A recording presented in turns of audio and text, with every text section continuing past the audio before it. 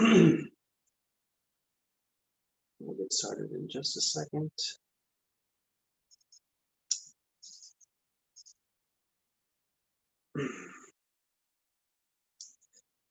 All right.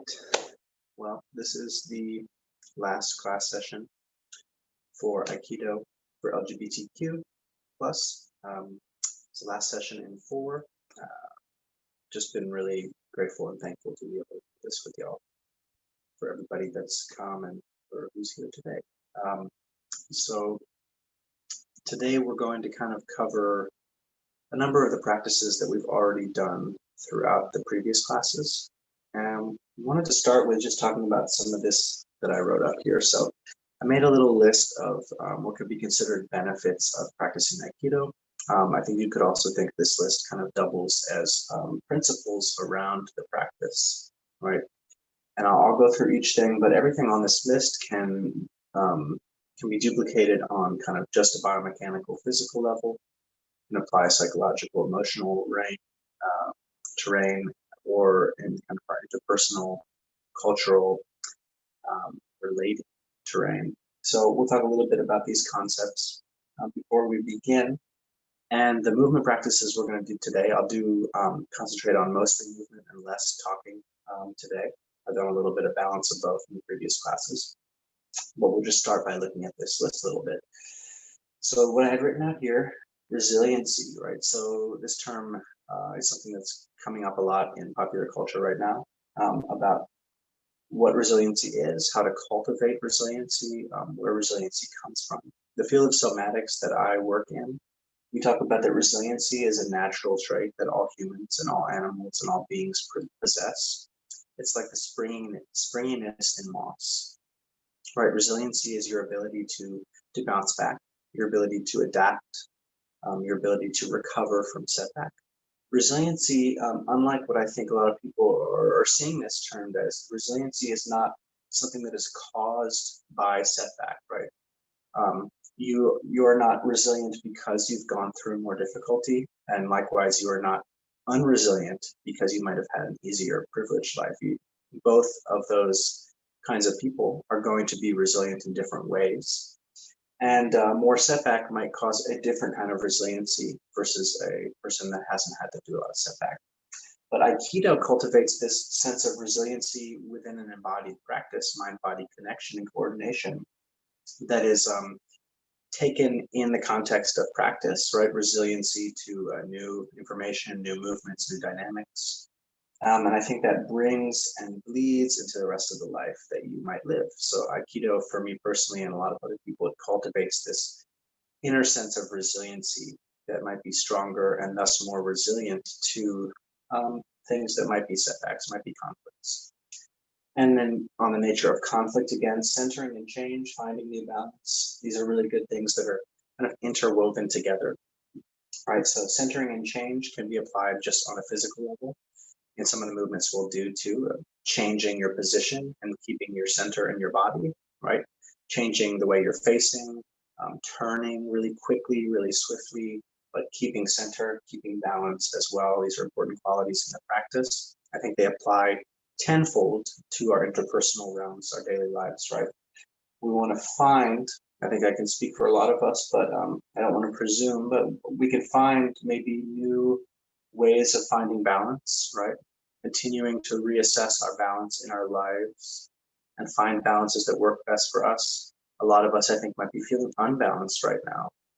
Maybe we've been feeling unbalanced our whole lives, and that's not necessarily something that we can solve just through an embodiment practice, but we can find some sense of balance within and start to work from there, from keeping balance as well in change as things change around us, right? How do we stay centered, at least in this mind-body soma connection? How can we hold a center on inside through all of the changes going on? And the more centered we can stay, we can have centered responses, we can have centered emotions, we can have centered conflict, we can have centered arguments, centered dialogues, centered challenges, right? Centering, finding new balance is not a way of kind of bypassing all the conflict and struggle that might be necessary in parts of life, but about holding your integrity through it. And self-defense, of course, this is a martial art. We don't get to practice with contact with each other. And it's also important to note that in Aikido contact practice, it's usually formal and simulated interactions. There is free-form interactions. The style I practice is non-aggressive, non-competitive. Nonetheless, the practices you're learning are for self-defense. But I like to think about self-defense as two-sided, right? It's internal and external. And it has to do with boundaries and not just like saving yourself from a physical attack, right? So self-defense is kind of like your immune system is one form of self-defense. And the practices we do in Aikido and in Qigong, which is another one of my practices, right? They reinforce our immune health. So that's one form of self-defense. Psychological and emotional stability and centering in your psychological and emotional self, that is another form of self-defense. We're developing healthy boundaries, internal, emotional, psychological boundaries, and as well external spatial boundaries. Aikido can get this really great sense of space and dynamics of space and expanding your vision. All these things are important, again, for protecting yourself in many different situations. Cultivate connection. I feel like I've cultivated a good connection with y'all practice with me here. Even without contact, we can cultivate connection. That's what this extension practice is all about. And as well, we cultivated maybe a deeper connection to our own bodies, which can move right on to the next embodied communication, right? I think of this again like communicating with our own body, but it's also about communicating with each other and with other kin, right? Expanding into the world. So we connect to the whole world, we connect to each other, other humans, and we connect to ourselves. And through all of that, we learn maybe more about the language of our bodies. Language of our bodies isn't just the kind of colloquial body language, right? Where if I have a certain position, maybe I assume a certain emotion or quizzical, afraid, bombastic, and arrogant. Those are true to some degree also, but it's not just that level of embodied communication, body language, but kind of listening to your inner body saying, oh, maybe today I need to rest, or something I ate doesn't sit right with me. I'm listening to my digestion, or I'm listening to maybe I'm doing a certain practice. This doesn't feel right. I need to check my alignment, do what feels right for my body. So it's kind of body empowerment too. The more we listen to our body, we also gain better insights on how to listen to other people with their whole self, right? Listen to the whole self of another person, their body, their mind, their strengths, their weaknesses, their struggles, everything. So I think this practice really can cultivate that dynamic as well. And then the last two, relaxed strength. We talked about this before, but there's a great quote from Koichi Tohei. Talks about when you are at your most relaxed is when you are your most strong. So this idea in the physical dynamics and the energy flow in our bodies, when we can be relaxed, our muscles will cultivate greater strength and we'll be using the whole body together. When we tense up, we're actually isolating muscle groups away from the rest of the body sometimes. So we're actually going to be weaker. We're going to have less dynamics, less in terms of like fulcrum and momentum and the space in the whole body. We're going to have less strength when we keep more tension. We're actually locking up parts of the body, both for energy flow and the musculature working as a whole. So the more relaxed you are, the more your whole body works together to create a strong force of energy and muscle and power. And then in keeping with that, Aikido is a great workout and it can be really fun. Hopefully y'all have had fun with me over these last few weeks. And of course, I've enjoyed this too. We haven't necessarily been working out really hard. When you're doing a practice with partners, you can really get a sweat going, really get the heart rate up. It's a great workout. And even disregarding that more of kind of getting sweaty and getting an aerobic workout, working out our energy flow. We're connecting mind and body coordinated. And that also qualifies as a whole body workout. You're doing work and you're connecting, you're using the whole body.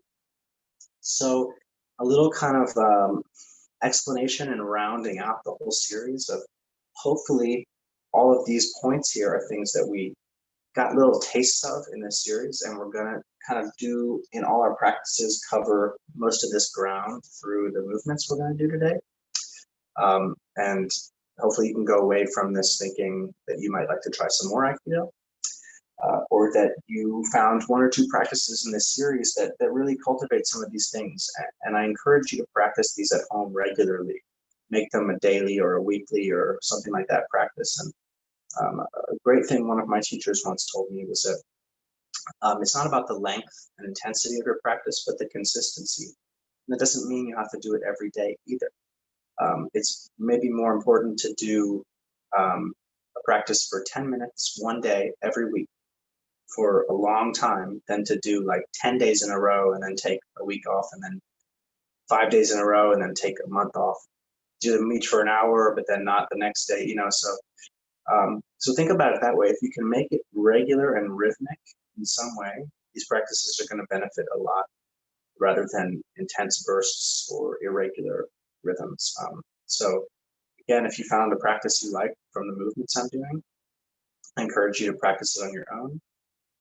And like I said, these videos will be available at a nominal kind of sliding scale donation to view afterwards for anybody, everyone. So I hope you enjoyed what you've gotten so far, and we'll move into some practice next. We're going to do kind of a nice jumping through a series of practices and stay on our feet and stay moving for basically the rest of the session, minus a few little interludes to talk about what we're doing. So you can go ahead and stand up.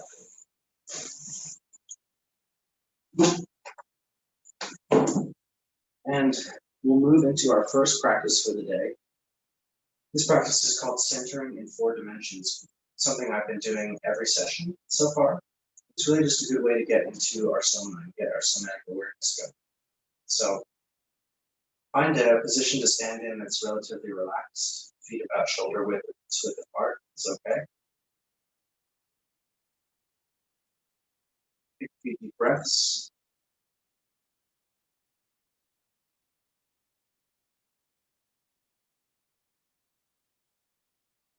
And we're going to center in our length first. So you can start by feeling the bottoms of your feet. And notice the length of your body. Let your awareness, your focus kind of scan up the legs, the back or the front legs, rising up the body.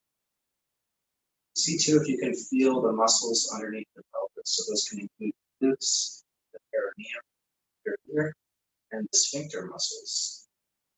If you feel any of that, see if you can release and open that by gravity to pull on it a little. It's going to open up the center of the body. Gravitational center, sacral center, root center, called lower dantian practice. Feel the length of your hip bones, length of your spine, all the way up to the top of the head. Relax your shoulders, you can pick them up, drop.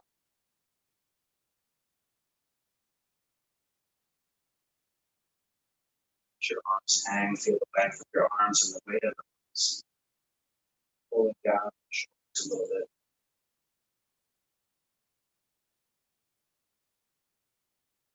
At our length, release that division of the body.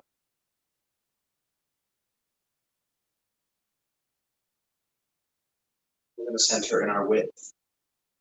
So to start with, you can just rock your weight from one side to the other. Just feel your weight shifting one side to the other side. And as you do this, and you can center again, just notice the space between the feet, the space between your knees, space across the hips. Feel your rib cage all the way around that width of the body. Feel your breath, even here.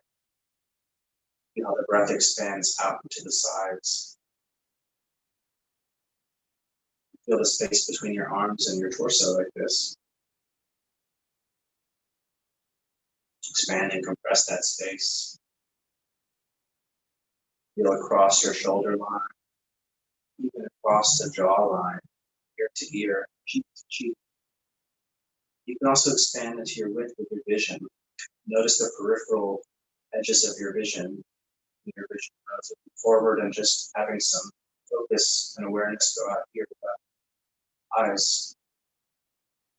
So widening out.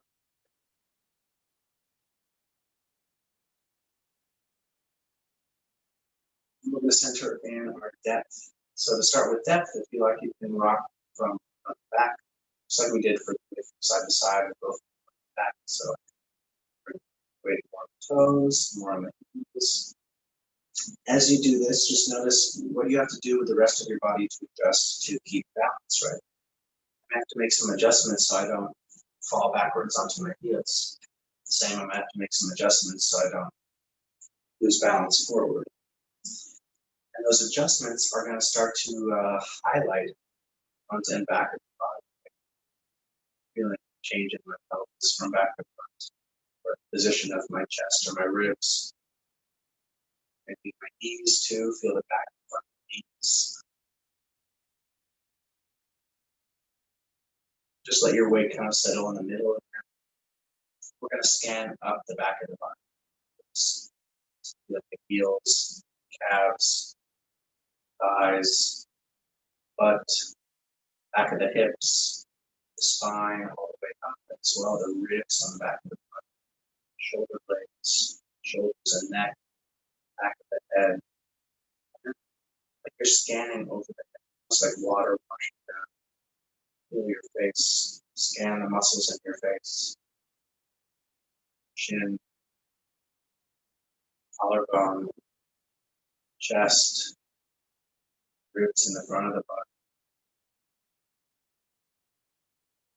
abdomen, stomach, hips in the front, down from the legs. Feel the arms too, feel it back and front. So you can turn them. Arms are interesting like this because they can really turn and face from back to front, front to back.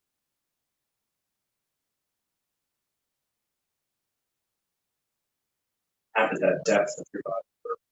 Feeling back body, space between. If you can't sense space between the back and the front, that's okay. A really good place to check in is inside your mouth.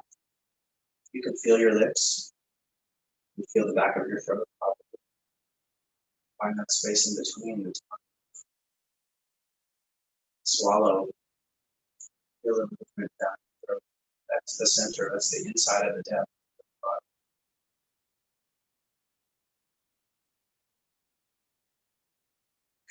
So after centering in 4 dimensions, well, that was 3 dimensions. Our 4th dimension is the 1 point. It's called a 1 or para. Like the practice. Bring your hands to just below the belly button. Thumbs could be on the belly button, just so you know. It's here. The belt loop length is just below the belt. All right. This is the 4th dimension in this practice, where we center into our 1. You might feel a breath here. Just let the hands rest here. Focus from your palms. You want to close your eyes and move your mind down, dropping your mind like a small pearl dropping. Drops deep down, splashes in the water, ripples and waves echo out into the rest of the body.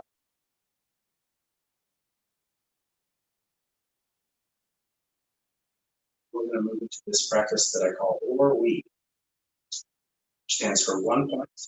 Relax everything, weight underside, and extend feet. So a few flows for this practice. So with our 1 point right here, then we're going to do a practice that helps us to relax everything. Easier said than done. We don't need to force ourselves and stress about how relaxed we are.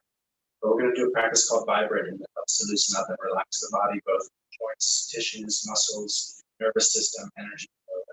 So vibrating, it's just like this. You start by bouncing. So you're kind of bouncing up from the feet. You can keep your feet on the ground for now, but we can lift them up to bounce up off the feet. We want to start by just loosening up the joints. So focus on opening knees. Shift weight from one side to the other. Check that your hips can move, mobilize. Move the hips, swing them, rotate them a little bit. Let your shoulders bounce, which will help to have the ribs bouncing. Let your arms relax. Even open up the back of your neck a little bit. so that you feel your chin bouncing, your head bouncing a little bit. If you want to, you can start to pick up the feet. You could bounce up off the ground like this.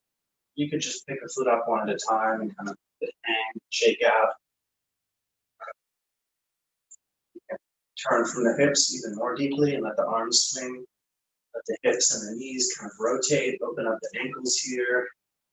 Like doing a twist. You could bring the arms out. As you bounce, you could bring them up. Release the wrists and the fingers. You swing the arms like this as you bounce. You kind of walk around while you bounce.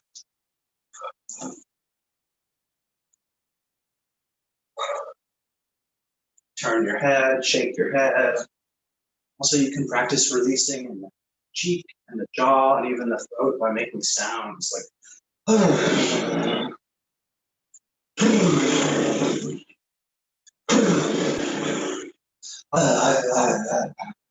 any kind of sound that feels right. Get some vibration in the vocal cords. Release through your cheeks, your lips, your tongue.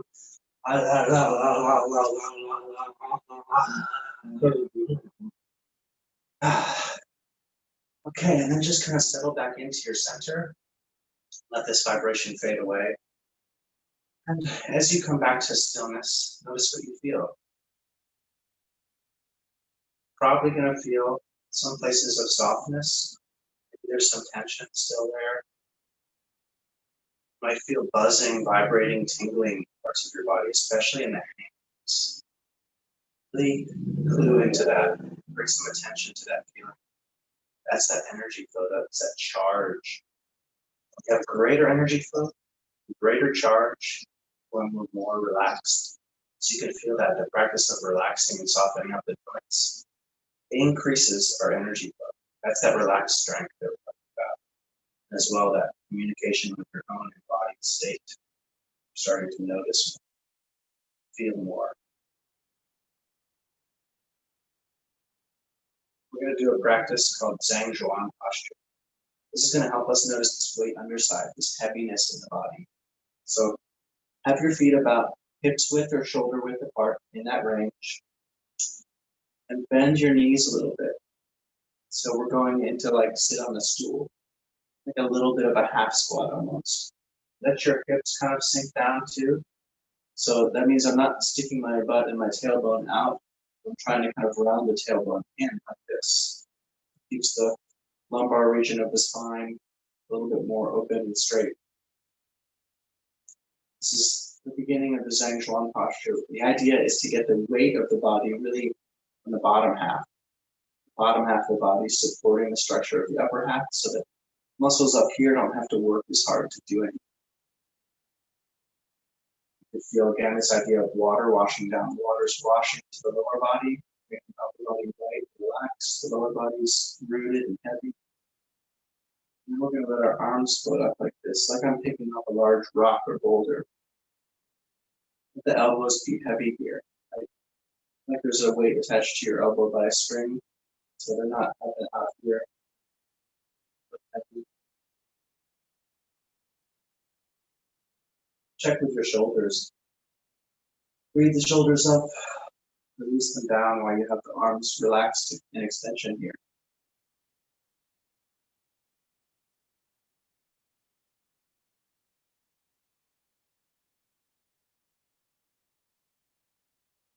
Just hold this kind of position here. And tailbone tucked in, sinking into the lower half, bending the knees. You feel this idea of weight underside, particularly in the arms. The weight is on the underside of the arms. It's not on top. We're not lifting the arms up from above. We're supporting them from underneath. This is like the structure of a tree. Like the roots, every root helps to support the structure and weight of every branch. Without that support of the roots, the branches could not grow out from the trunk of the tree. Try to embody that notion. Relaxed strength, connection to the earth, connection to our inner body weight.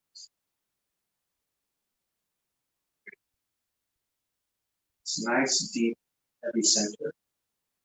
The deeper we go with this practice, the more we're going to have that nice, heavy center.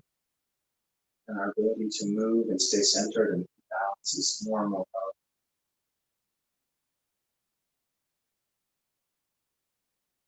Relax the arms. And we'll move to our extension practice. For the last of 4, we extend ki. Ki meaning energy. We've done this practice the last couple of classes. So we'll start by getting into a stance. When I get into a stance for Aikido, it's very narrow, right foot forward, left foot back. We'll do the other side after. This is the kind of stance I try to have my feet canted both kind of outward like this, right? So versus going inward or straight ahead. So I open up the inside of my foot. That way they're pointing in opposite directions. It's creating a nice stable base, but a nice narrow one too. So we'll do extension practice, right? I'll take an angle. When I'm doing extension practice, I'm going to reach with my front arm. That means the arm that corresponds to my front foot. Practice this 3 ways. The first way is with this nice extension, we're just going to grab with the opposite hand to the wrist and let it collapse.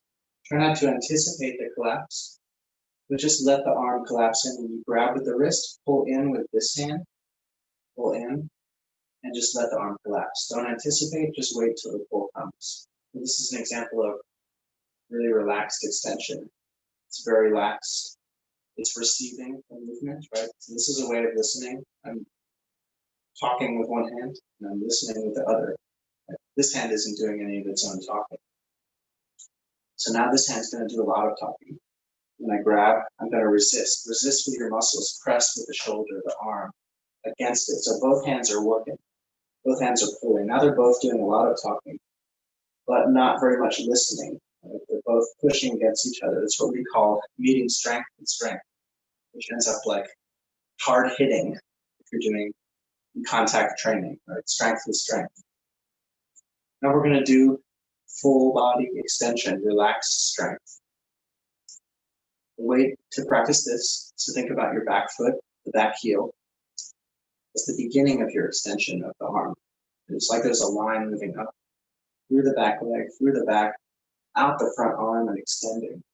You can think about it as the whole body too. That's just the pathway where there's the most distance in the body from one heel to the opposite hand. So kind of extend here before we do any grabbing. Just feel that. Find as much as you can that path in your body, and if it's hard to find, that's okay. Just think about the heel, think about the hand, make some connection. Make your shoulder relax a little bit more. Hold the arm up with this full body. Now when we grab, we're going to extend through the grab. Don't resist the grab. Really try to pull with the other hand and try to extend through the whole body. I'm really feeling it from my back heel. I'm feeling it through my hips. I'm feeling it in my ribs, my chest, my back. It's not just my arm. Everything is extending. And relax. Great. Okay, so we'll do the opposite side. So left foot forward, right foot back. Again, this stance with the feet kind of canted out a little bit. 3 rounds of extension. First, extending with that left hand, the same as the front foot, and have this collapsing. So again, this is kind of in terms of that embodied communication mentality. This arm is listening really well, but it's not speaking. It's not holding an integrity. It's not holding its center. This arm is speaking, not listening. So we have this extension that collapses really easily to any change, to any conflict, to anything coming in that's different, collapses easily. You could think about how this applies to interpersonal relations. Like, are you a person that collapses really easily to come in conflict and just rolls over? Or are you a person that, for the second one, that pushes back, really push back, both arms pulling and pushing, use the upper body muscles, push against the strength, strength against strength.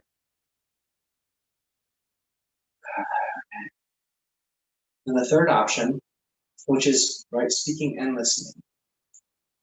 This arm is saying, I'm staying here, I'm extended. The conflict comes, right? I extend from my back heel, I find a line from my body. Feel the whole body extending from the heel, from the leg, from the hips, from the back, the arm. And then when this change, when this conflict or this other communication comes to speak, and says, I'm going to pull you back. This hand says, I hear that you want to pull me back, but I'm staying here. I'm not going to push against you. I'm just going to extend through. This is, kind of an analogy for communication here in our bodies. Feeling that extension. Really try to pull with this arm. You can even pull in and extend through without using all your upper body strength. Okay, awesome. So we're going to move right from that into some rowing practice. Rowing practice is a great way to practice extension in movement, holding center in movement, and we get to practice that nice relaxed weight underside, calming upper body, finding center and change. So with the right foot forward, rowing, it's literally like we're moving in a rowboat. I can imagine my arms are holding the oars. Just have to keep the arms really relaxed. One thing to note about rowing is I want my upper body to stay pretty upright, right? So the rowing's coming from my hips, from my knees, and my upper body isn't kind of tilting a lot. This would be if I'm doing it with my upper body, right? So row from the lower body. Again, this notion of like the tree, deep roots, weight underside. Even the arms, they're kind of moving like they're heavy and relaxed, but we can still find that extension as we row forward, extending and gathering back to that one point to the hips. You can keep the hands open if you like, or you can make fists like you're holding oars if that helps.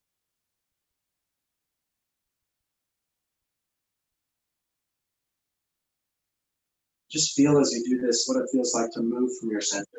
This is a great practice to develop moving from the center, keeping the upper body relatively undisturbed. Again, a great analogy for conflict and communication is being able to move, blend, and adapt, but your heart, your mind, your integrity is undisturbed and still present. So we'll move the left foot forward and start your rowing. So again, moving from the hips, the knees, the lower body, weighted, rooted. The upper body is relatively undisturbed. Arms too can feel heavy, carried by the momentum, but also finding extension as they come up, compression back into the center. You're gathering into your hips. Centering through change, holding body integrity as we move and adapt. Great practice for embodying these principles.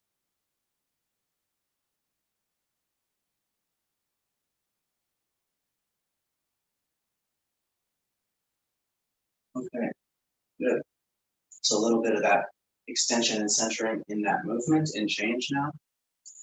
Next thing we're going to do, I want to talk a little bit about what we were doing last week. We'll bring this back up. We're going to talk a little bit about this. One moment. I have to find the page. Okay, talk a little bit about the sacred geometry again. So circle, square, triangle, these different shapes can be embodied in different ways. The circle, the water element, yin, spirit, and it's like blending and adapting. Right? So if you're thinking a little bit about the extension practice, we could actually apply these three things to extension practice. If we're fully yin, fully circle, fully water, we just collapse. We listen and we receive everything. Like water adapts its shape to any vessel, right? Moves effortlessly, can be powerful in certain contexts, right? Yang, fire for the triangle, direct entering, right? The mind energy often. That could be a little bit like the strength against strength. So if I'm pulling my extension and I'm pushing against it, my shoulder comes up, right? I'm pushing with my shoulder. That's kind of just the yang, just the triangle, just direct strength energy against the other direct strength energy coming in. And the earth is kind of like the balance between the two. Of course, all three of these are what we're going to look at in our movement patterns. But the earth would kind of be like that full extension, right? We're looking from the roots to bring that extension all the way up through the body, out through the arm. But we're still using our yin, right? Our listening to say, I listen to this grabbing. And we're still using our yang, which is to say, I'm not going to collapse. But the earth is the framework. It's that body framework or energy coming up from the ground, right? Up from the earth. So we're going to do movement. And like I said last week, O-sensei, the founder of Aikido, he always said, study nature, right? So these represent parts of nature, and we're going to embody a little bit of these principles as a way of embodying qualities of nature. So we'll do 3 practices, 1 for each of these principles.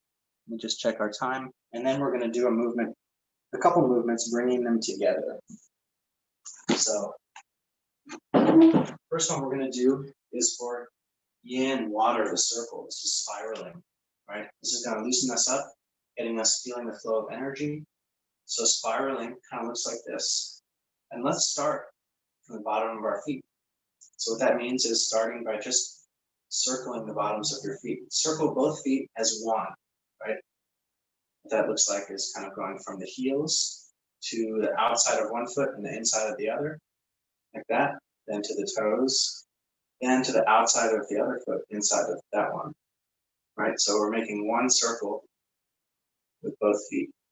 And already, the rest of my body moves. Just by focusing on the feet.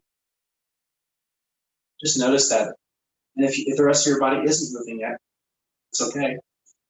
You want to try to invite the spiral up, like we're drawing it up from there. So we start even to move to this roots and this earth principle. But we're really yin here, really circle. Or in a circular shape.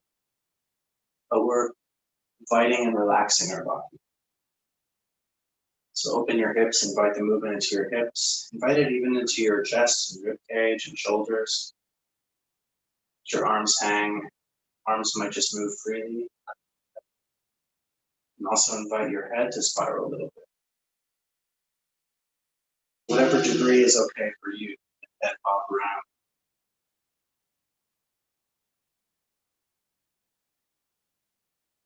For now, really concentrate on moving up from the feet. So if your focus goes to another part of your body, that's okay. Just try to return it to the feet. We don't want to be too intentional with the spiral at this moment. We just want to feel it.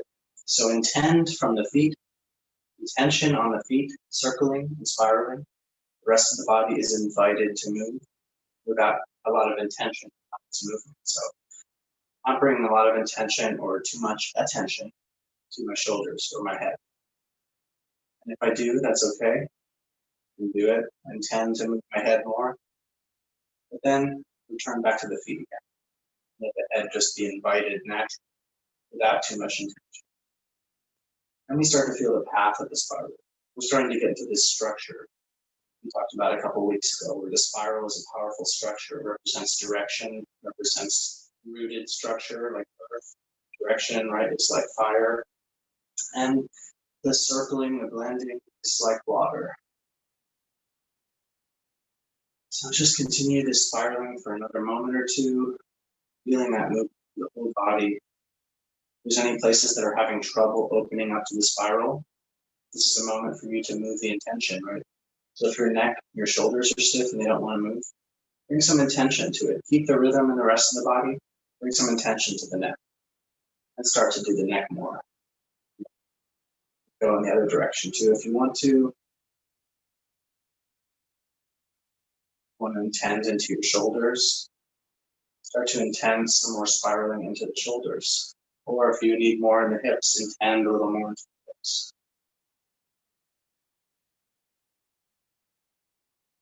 And slowly but surely start to get the whole body moving as one. It's not uniform though, right? The rhythm might be different. There's distance and there's time in our body. The spiral moves through. Okay.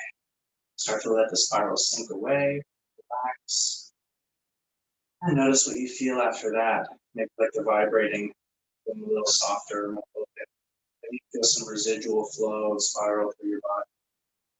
Screw moving.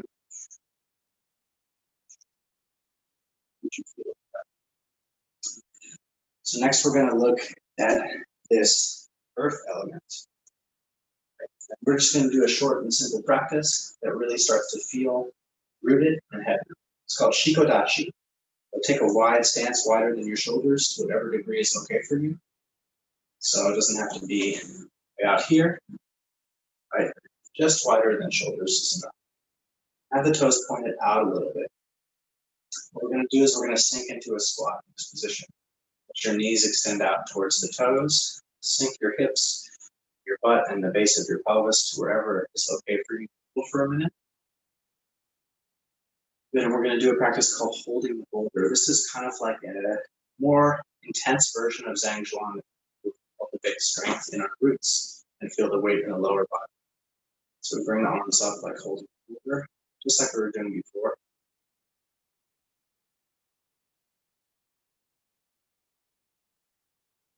Just take a few deep breaths again. You can check with your shoulders. Are shoulders stiff or are they relaxed? Pick them up, drop them down. Find some soft extension in the arms, like our extension practice. The arms can feel like they're moving from the heels up. Find that extension. The elbows a little heavy. Just feel probably a lot of stimulation in your lower body muscles. Try to relax the upper body. There's a saying, let the strength of your body move down. It means relax the muscles up here, chest, shoulders, back. Let the strength of the legs be all the strength. Just going to do this for 10 more seconds, okay? 1, 2, stay relaxed in the shoulders. 3, 4, 5, soft extension. 6, 7, 8, 9, 10. Release the arms, straighten up the legs. And notice what you feel here again. Stimulation in the muscles of the legs, right? So pretty straightforward, right? When we do a squat, our legs burn. Simple, but something that we don't always think about is what that means, not just on a muscular level. What that means that we're increasing blood flow and energy flow in our legs. So we are quite literally practicing our roots, practicing our rooting, practicing our earth element. We're getting low like that. So remember that in terms of kind of a somatic awareness. Even if you're doing squats as part of your workout, it's not just to build muscle, but it's actually rooting you closer to the earth. So next we're going to do that yang, that fire triangle, right? We're going to do a practice called Ikkyo Undo. So name of it in Japanese, don't have to be too concerned with that right now. Ikkyo just means first technique. This is a practice for meeting the strike. We're going to look at this as a way of directly entering. So get into the stance again, with the right foot forward. I'll go a little onto the side so you can see my movement. Kind of like we were rowing, we're going to be doing this movement with the lower body. What the arms are going to be doing is they're going to be coming up. My right hand, if my right foot is forward, is going to be on top, left hand on the bottom, but on the line like this, just like my feet are in a line. I just have a very direct meeting here. Like imagine someone is striking a karate chop to your head, or like a beer bottle is often an example they've used in Aikido practice. What you're doing is you're meeting directly, right? This direct entering like a triangle. But like a triangle is not a line, right? It has this wide base of support. That's our weight, our legs, and as well, the movement. We move the base of our weight forward. So we're not reaching out here, the arms, moving away from our base. We're moving that triangle. Entering always has a base. So I move my base forward and move my arms up. As well, that gives me the capability of being here and being able to step this leg to a different position, move, right? As my weight comes forward, then I have the option of meeting an attack and moving off the line. that starts to get into how to bring these three principles together. We're going to do in a moment. So do this on the right side a couple more times.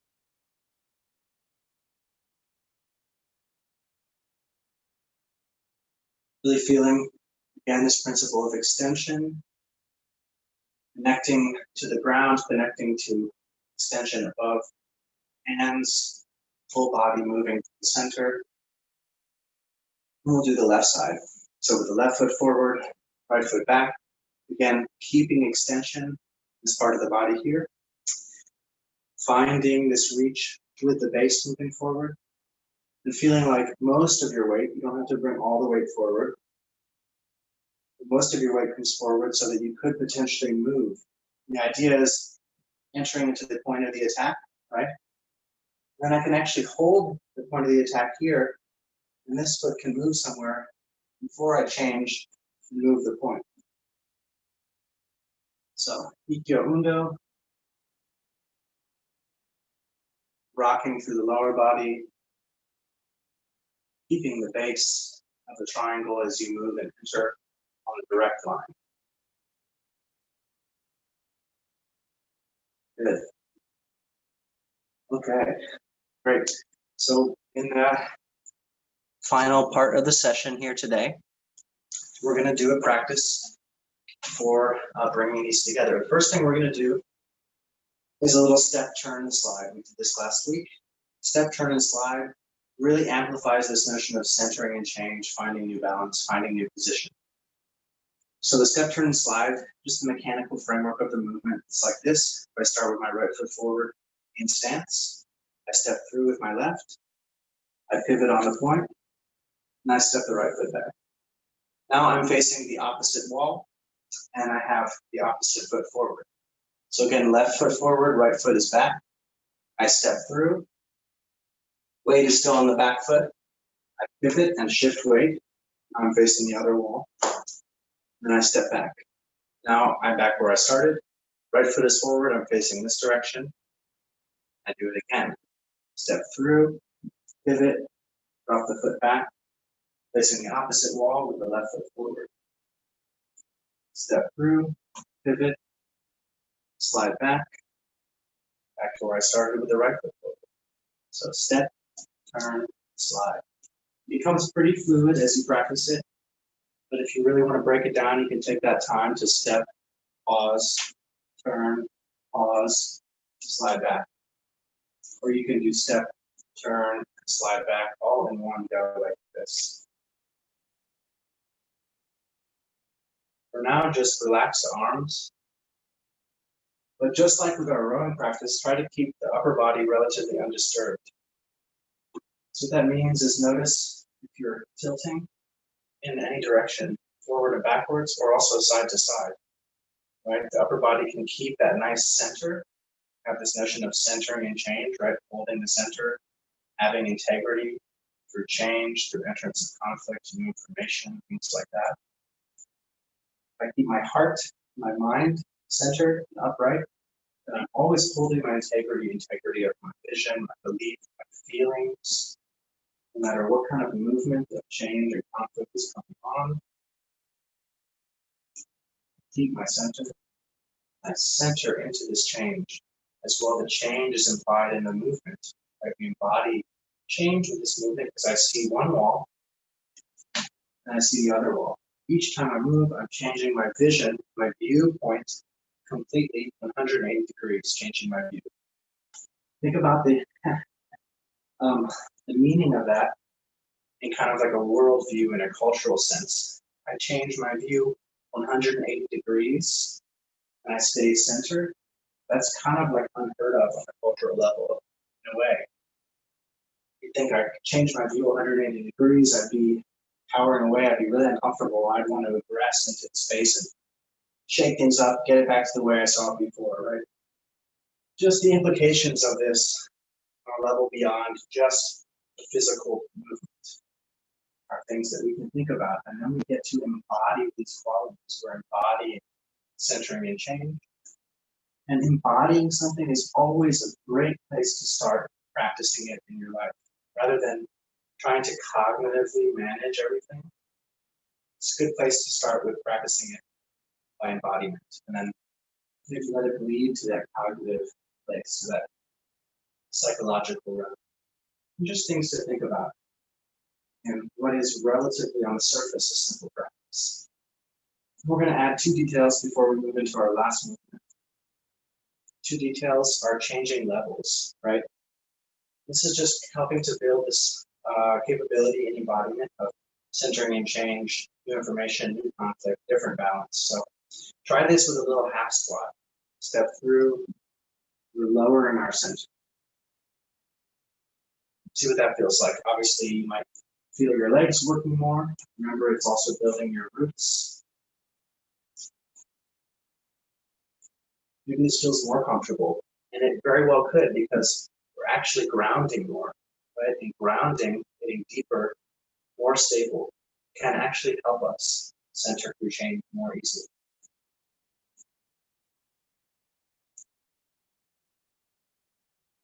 We'll try one more way. This way, I want you to kind of bounce on your toes as you go. So let the body lift up more. You don't have to stay on your toes, but kind of bounce and bounce as you go. And really let your arms release. So this is maybe changing the structure more than we usually would. This might make you feel less centered. And just notice that if it does. I know it does for me. Things might be wobble a lot, which can be difficult. And then we start to get familiar with being less centered. It also helps us to learn how to adapt to different places of balance, right? Centering through change is not always going to feel like this, where it's just like really dignified and upright. Centering through change might feel like this. Ooh. And can we have center even then?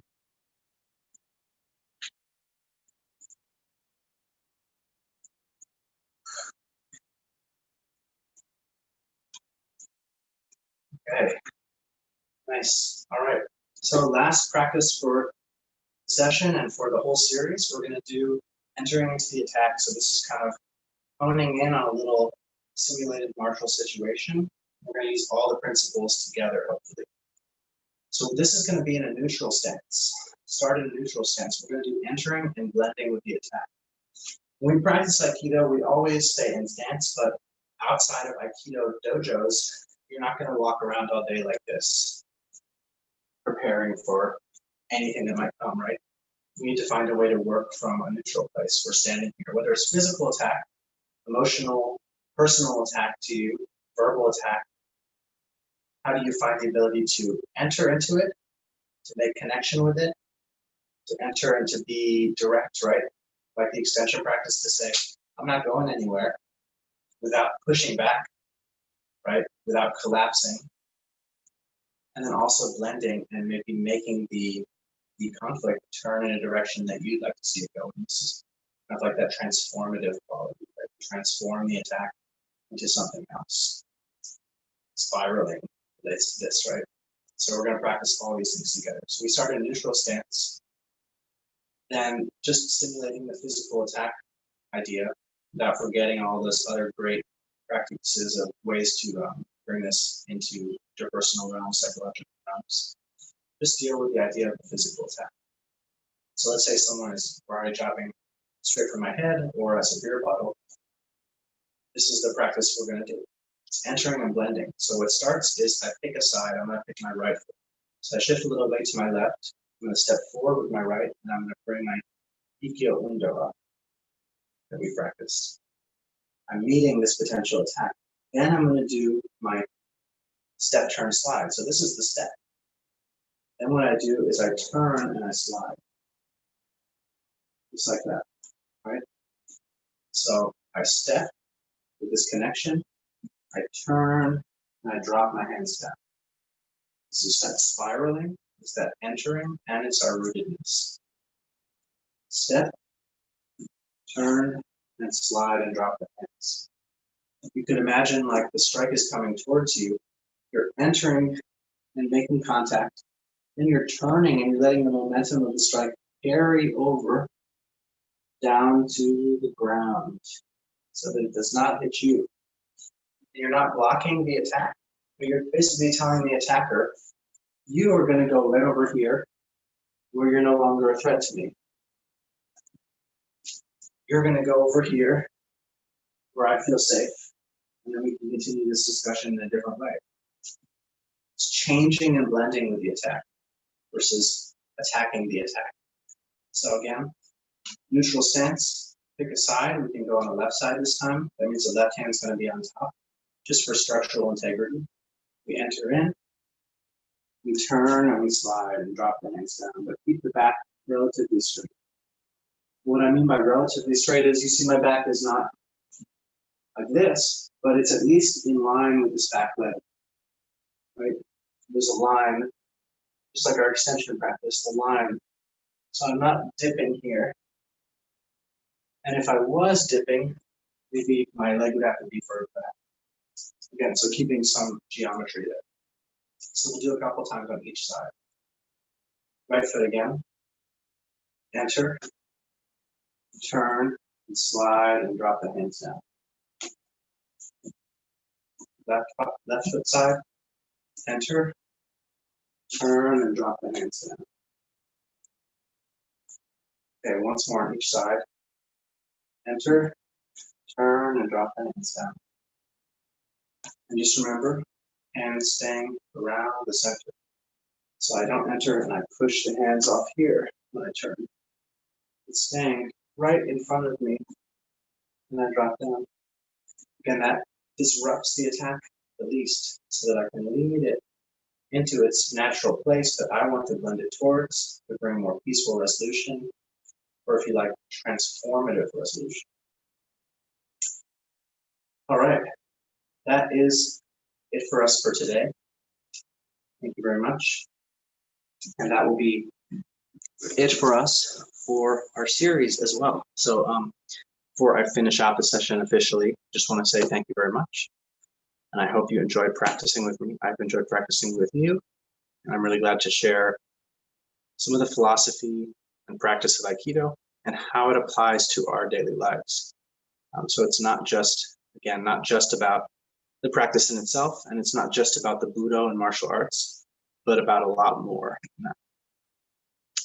So thank you.